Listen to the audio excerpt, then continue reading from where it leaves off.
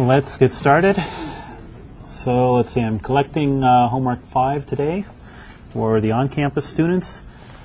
The off-campus have been doing very well, I think. We've had homeworks being returned every day this week, so that's good to see. Keep up the good work. And I guess the next assignment, homework 6, is up on the website. Homework 6 deals with analysis of transformer isolated converters. There's a forward converter problem, as we discussed last time. There's a flyback converter problem, which we're going to talk about today. And for the graduate students, there's also a problem on a current sense transformer circuit. Again, you know, the main problem or issue with these is understanding how volt-second balance works on the transformer windings, and inserting the transformer model in with the ideal transformer and magnetizing inductance, and then modeling the converter using volt-second balance and charge balance as usual. So you'll be deriving an equivalent circuit model with losses for a flyback converter. You'll be analyzing a forward converter with some conduction losses and synchronous rectifiers, and you'll be looking at how a current sense transformer works and how it's reset and the volt-second balance works. Anyone have any questions on the last homework or anything else?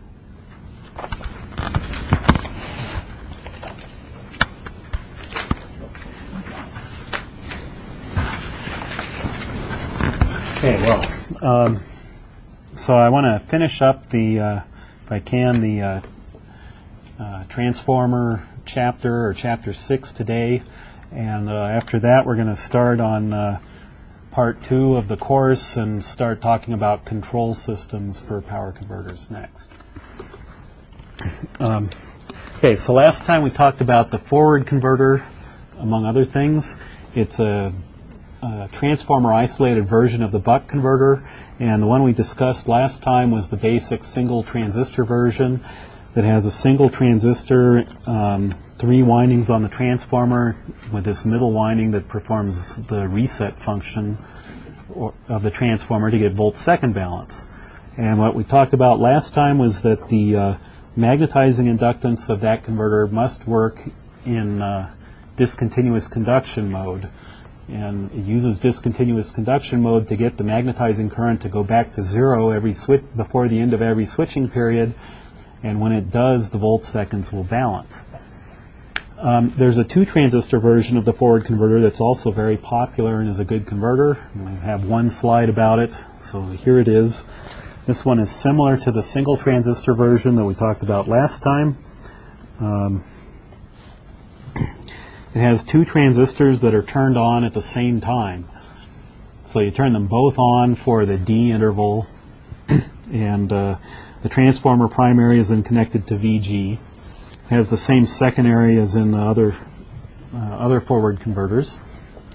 But when the transistors are turned off, what happens is that there are 2 diodes that turn on, and instead of having this extra winding in the middle of the transformer, what happens is that the magnetizing current, which we can model as the current in this magnetizing inductance, with that magnetizing current will increase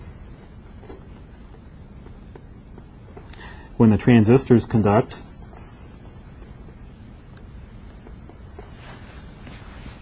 and when you turn the transistors off, where does the magnetizing current go? Well, if it goes through the transformer, it'll come out the dot of the primary and go into the dot of the secondary, and it won't happen because D3 won't let it. Instead, what happens is that the magnetizing current flows through these primary side diodes. So if we trace the path that it takes, it goes this way, goes through D1, VG, and then comes around there. Okay, so the positive magnetizing current at this point will forward bias D1 and D2.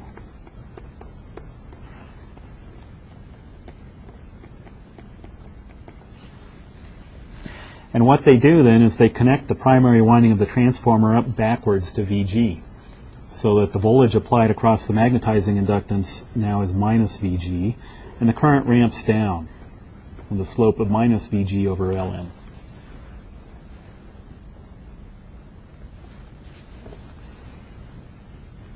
Okay, so during the first interval we stored energy from VG in Lm and increased the current Im up to some peak value.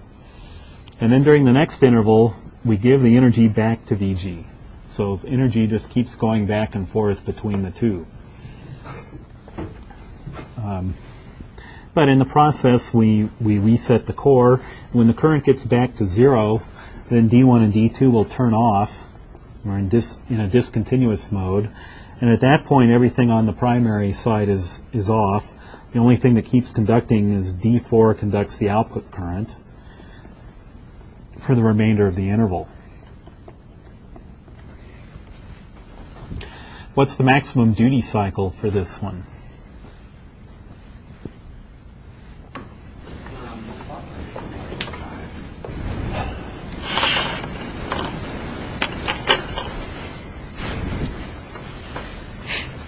%? 50%. Thank you. Right.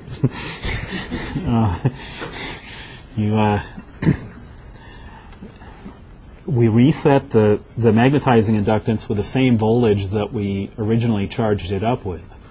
You apply plus VG here and minus VG there.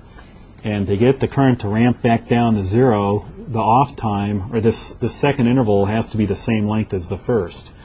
So the first interval can't consume more than half of the switching period, otherwise we won't fully get the magnetizing current back to 0 before the end of the switching period.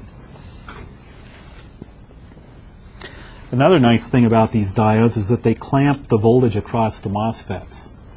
There's always this problem, like when you turn off a MOSFET in a transformer isolated converter, you interrupt the current and the leakage inductance of the transformer. And another model, a more accurate model of a transformer includes not only this shunt magnetizing inductance, but also series leakage inductances, which we'll talk about later on in the semester. But effectively, there are small inductances in series with all the windings of the transformer that model the leakage of flux into the air that doesn't couple all the other windings.